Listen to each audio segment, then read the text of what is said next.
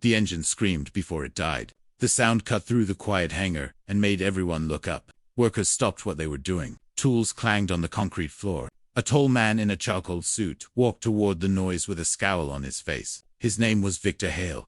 He was the CEO of Aerodine Airfleet, and he owned the hangar, the jets, and the attention of everyone in the building. He believed he understood engines, people, and the world. He believed authority came from money and fear. Near the broken jet engine stood a mechanic, with grease on his hands. His name was Brian Carter. He looked tired, focused, and calm. He had the build of someone who worked long hours and lifted heavy parts every day. His shirt sleeves were rolled up. A long scar ran from his wrist to his elbow. A black tattoo wrapped partly around his forearm, but most of it stayed hidden under his sleeve. Brian tried to restart the engine. It sputtered again. The sound echoed across the hangar. Victor stopped behind him. He watched the mechanic work with narrowed eyes. "Is this what I pay you for?" Victor said. His voice carried across the space. "You call yourself a mechanic. You cannot even handle a simple engine test." People looked away. No one wanted trouble. Brian wiped sweat from his forehead. "The issue is internal," he said. "The compressor blades caught something. I need a little time." Victor laughed. The sound felt sharp. "My time costs more than your job," he said. "You should know how to fix a jet engine without excuses. You look more like someone who should fix old bikes." Brian stayed silent. He did not react. He only checked the engine panel again. Victor walked around him. "This is why people like you stay small. No vision, no drive, no talent." Brian tightened a bolt. He kept his eyes on the machine. "I am doing the work," he said. His tone stayed steady. Victor stepped closer. "Working slow is not the same as working well." Brian finally looked up. His eyes stayed calm, but something heavy sat behind them. He did not defend himself. He did not raise his voice. He only went back to the engine. That calm bothered Victor more than anger would have. "Tell me something," Victor said. "Why do I see you here every early morning? Every late night? You never stop. You look exhausted. What is so important that you need this job that badly?" Brian did not answer. Another mechanic walked by and whispered to Victor, "He is a single dad. He raises his son alone." Victor rolled his eyes. "Everyone has a story," he said. "You cannot use that as an excuse for poor work." Brian heard him. He kept working. The hangar door opened. A small boy ran inside. He looked about 8 years old. He wore a backpack and held a worn-out toy plane. He ran toward Brian. "Dad, I finished school early. Miss Harper dropped me here." Brian set his tools down. He smiled at his son. "Evan, you did great in class today." Victor watched the scene. His jaw tightened. "This is a workplace," he snapped, "not a daycare." Brian pulled Evan close and whispered, "It is fine. Go sit by the tool cart." Evan obeyed and gave a small wave from a distance. Victor crossed his arms. "You bring your child into a hangar filled with machines. You are careless." Brian looked at him. His voice stayed level. "I do not have anyone else to watch him until my shift ends." "So you let your personal life interfere with your job," Victor said. People whispered behind tool carts and engines. Most of them knew what Brian carried on his shoulders. They knew what Victor did not. Brian turned back to the engine. "I will get this running. That is what matters." Victor smirked. "Show me." Brian pulled his sleeve up past his elbow so he could reach a tight bolt. The tattoo on his arm became fully visible in the light. Victor froze. So did everyone standing near him. The tattoo showed the insignia of the 128th Rescue Squadron. It wrapped around a symbol that every pilot and aviation executive knew, a symbol given only to pilots and mechanics who completed live rescue missions under combat conditions. Victor stared at it. His mouth opened, then closed. "You," Victor said quietly. "You were with the 128th. Brian did not turn. You were part of the Kabul airlift team," Victor said. His voice softened without meaning to. Brian stopped working. He placed his tools down and finally looked at the CEO. "Yes," he said. "We pulled people out during the last hours. Many flights, many nights. You were the lead mechanic who rebuilt engines under fire," Victor said. "I read about that team. They worked in the dark. No sleep, no backup." Brian nodded once. "We did what we had to do." Victor stared at him with new eyes. His earlier confidence drained. He remembered headlines. He remembered stories of people who risked their lives to keep planes running during evacuations. He remembered how some engines came back to the runway full of sand and broken parts. And yet they flew again, because someone rebuilt them with speed and precision no one could explain. "You were that Carter," Victor said. "The one in the photo, the one holding the child you carried out of the smoke." Brian blinked once. "Yes." Victor felt his chest tighten. "I mocked you," he whispered. I criticized you. I did not know. You did not need to know, Brian said. Everyone here does a job. Mine is to fix engines. Victor looked at Evan. Your son, he said. He was the child in that photo. Brian nodded. His mother passed away. That day was chaos. I carried my son out before I carried anyone else. After that, I helped with the rest. That is the only reason we survived.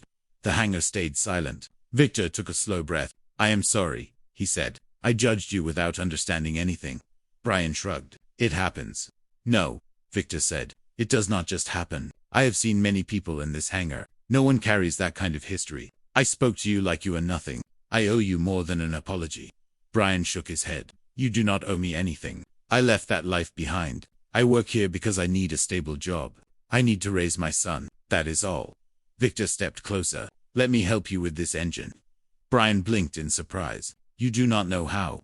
I said let me help, Victor repeated. Even if all I can do is hold a flashlight.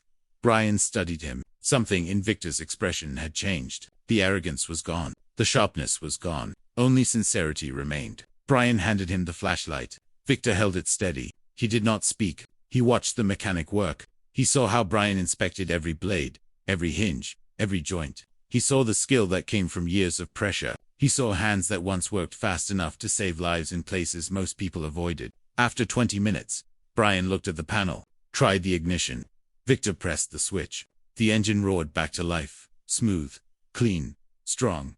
People clapped quietly. Victor let out a breath he had not realized he held. Brian wiped his hands. Evan ran over and hugged his leg. Victor looked down at the boy. I owe you more than I can explain, he said softly. Evan smiled. Dad fixes everything. Victor turned to Brian. I want to do something for you, not out of guilt, out of respect. I do not need favors, Brian said. I only need my job. You will keep your job, Victor said. You will keep it with better hours, higher pay, and benefits that cover your son fully. You have already earned that. I was too blind to see it. Brian thought for a moment. I appreciate it, but I do not want special treatment. This is not special treatment, Victor said. This is correction. Brian placed a hand on Evan's shoulder. He looked at Victor and asked, why the sudden change? Victor's voice cracked. Because I spent years praising people who made money. Today, I met someone who made a difference. Brian looked down. He said nothing. Victor continued. I want one more thing. I want you to train my executive team, not on engines, on leadership, on humanity, on what real responsibility looks like. Brian scoffed lightly. I am not a speaker. You do not need to be, Victor said. You lived what most people only read about. I want them to understand what real service looks like. I want them to see what dignity looks like. Evan tugged Brian's sleeve. Dad, you should do it. Brian looked down at his son. Evan's eyes shined with pride. Maybe, Brian said. Victor offered his hand. Brian hesitated, then shook it. The CEO looked around the hangar. Everyone, break for lunch. On me.